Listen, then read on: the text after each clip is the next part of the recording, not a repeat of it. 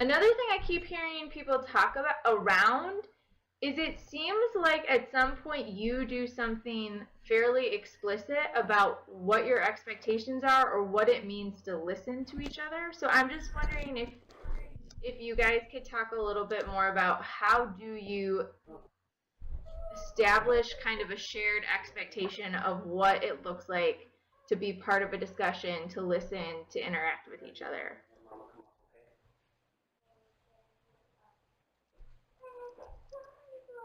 Well, I'll talk first just because I used the accountable talk in my room last year, and I had it posted on the wall for the students. And so the accountable talk was just a way for them to reference it's the starter phrase of how they could respond to each other and to promote that active listening.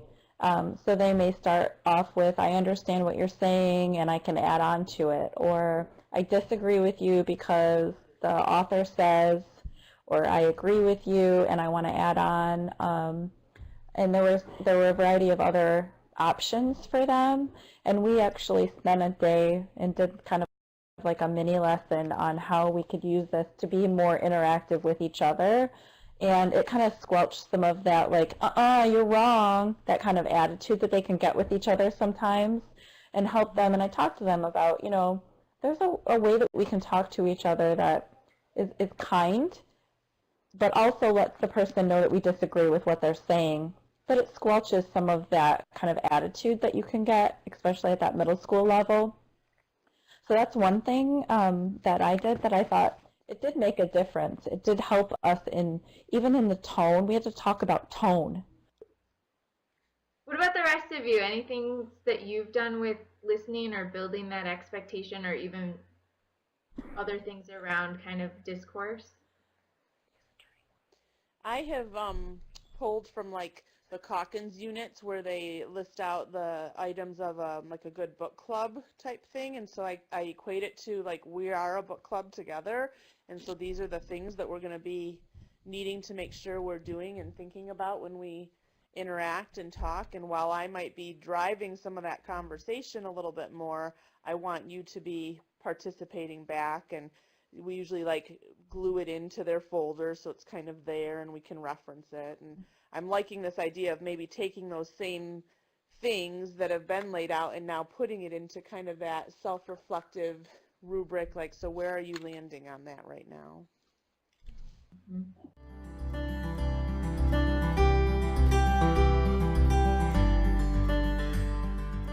What is realistic for student engagement for our students? Can I jump in with what I think is a quick story? Yes. Okay, so we did a teacher lab in an ELA classroom around a Socratic seminar last year. They were 12th graders, and there was a young man in the outer circle I had as a 9th grader in ELA 9. And it looked to me when he was in the outer circle from sitting across the room as if he were sleeping in the outer circle. But when the Socratic seminar opened up to you can communicate back and forth between the circles. The outer circle can now question the inner circle at the end of the seminar.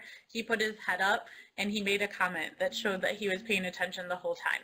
So that really stuck out in my mind that maybe active participation or being engaged doesn't look like anything. Maybe I can't judge it based on what it looks like. I have to have some other way of evaluating. How did the student articulate their thoughts, or how did they write it down, or how did they debrief in the debrief later?